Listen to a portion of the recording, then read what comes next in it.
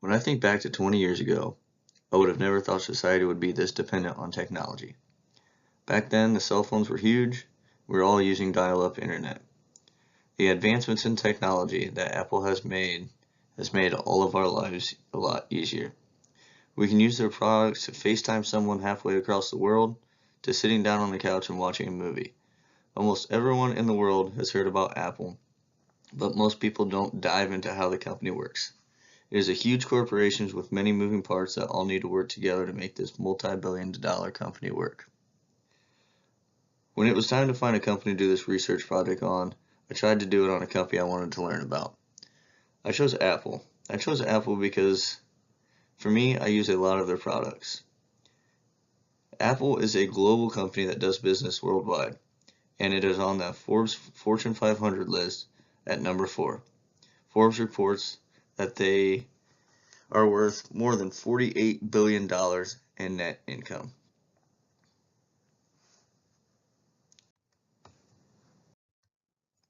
Steve Jobs is a person that almost everybody is familiar with. He played a pivotal role in getting Apple where it is today. He co-founded the company in 1976. He left the company in 1985 and returned decades later, and he died in 2011. The other co-founder was Steve Wozniak. Steve developed the Apple II, which has established Apple as a big player in microcomputing. He ended his employment with Apple in 1985.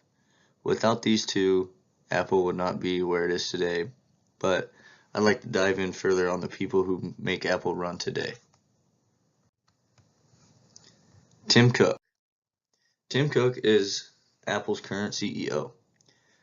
Before he was the CEO, he was the Chief Operating Officer, and he was responsible for all the company's worldwide sales and operations, including end-to-end management of Apple's supply chain, sales activities, and service and support in all the markets and countries. He also headed Apple's Macintosh division and played a key role in the continued development of strategic reseller and supplier relationships, ensuring flexibility in response to an increasingly demand marketplace.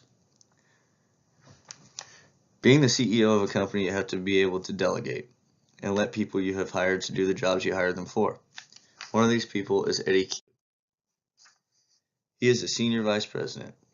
The Apple website explains his duties as Eddy oversees Apple's industry-leading content stores, including the iTunes Store and Apple Music, as well as Apple Pay, Maps, Search Ads, and Apple's innovative iCloud services. Eddy also leads newly created team responsible for developing all aspects of Apple's worldwide video program.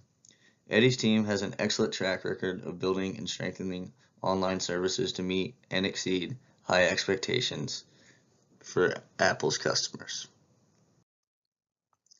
I believe it was Forrest Gump who said, "It is important to know where you're going and where you have been." That stands true for running a company. Apple, like almost every company, has a mission statement to show where the board wants the company to go in the future. According to an article written by Christine Rowland, Apple's mission statement is as follows. Apple designs Macs, the best personal computers in the world, along with the OS X, iLife, iWork, and professional software. Apple leads the digital music revolution with its iPods and iTunes online store.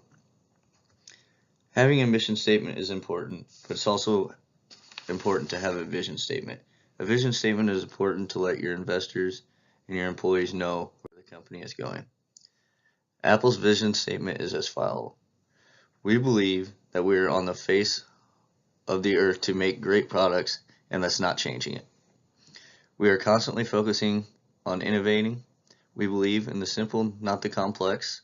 We believe that we need to own and control the primary technologies behind the products that we make and participate only in markets where we can make a significant contribution. We believe in saying no to thousands of projects so that we can really focus on the few that are truly important and meaningful to us. We believe in deep collaboration and cross-pollination of our groups, which allow us to innovate in a way that others cannot. And frankly, We don't settle for anything less than excellence in every group in the company.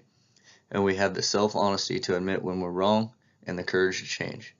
I think regardless of who is in what job, those values are so embedded in this company that Apple will do extremely well. That was a statement by Tim Cook, the CEO of Apple. Apple has a wide variety of products and services. They sell it software, hardware, application software, and services, from iPhones to iLife. It is important. Headquarters of Apple is located in California.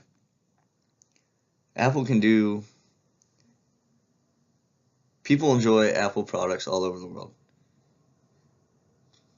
But Apple's headquarters are in California, but they have a lot of different places all over the world.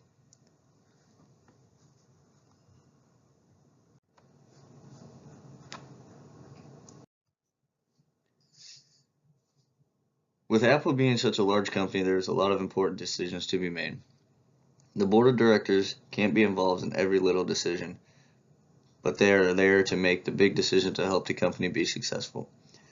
The board is made up so that each person has an area that they are in charge of. For instance, Jeff Williams is the head of operations for Apple. He answers to Tim Cook and the board, but he has a lot of operating managers that report to him worldwide. The board of directors can't be there to make all decisions, and it is important for all levels of management to do their own job and make the decisions they're responsible for. The company also empowers their employees and gives them a chance to better themselves. One way they do this is through the Apple University. Apple University provides classes for employees to learn more about the company and teach them more about the products. For instance, a programmer can take an engineering class if they are interested in switching career paths. The Human Resources Department is a huge part of every company. Hiring good employees can be the difference in a successful company. The HR manager at Apple is Deidre O'Brien, and her official title is Vice President of People. Although she is in charge of the Human Resources Department, Apple is far too big for her to do all of the hiring. There's a lot of different levels of hiring manager, and each level will hire the people to fill positions within. When I was researching Apple HR, I was able to find a lot of job openings in a lot of different areas and levels. Nowadays, almost everything is online, and Apple uses this as well. People can get on their website and search and apply for jobs from the convenience of their own couch. Every job at Apple, if offered, an employee must pass a background check and along with a drug test. Apple does a lot of things to make it a good place to work for their employees. One way Apple has done this is by giving their employees extra days off. For instance, this year, the whole week of Thanksgiving will be off paid. The turnover rate of a company can tell you a lot about if the employees like working there. In an article written by Kaylee Fagan, she reports Apple turnover rate at 81%, and the employees stick around for right around 5 years, which is really good for tech companies. I believe one good thing that Apple has is their location of their headquarters. With it being in Silicon Valley, it is the perfect place to generate competition and create good environment. Apple is going to be a huge part of the world's future.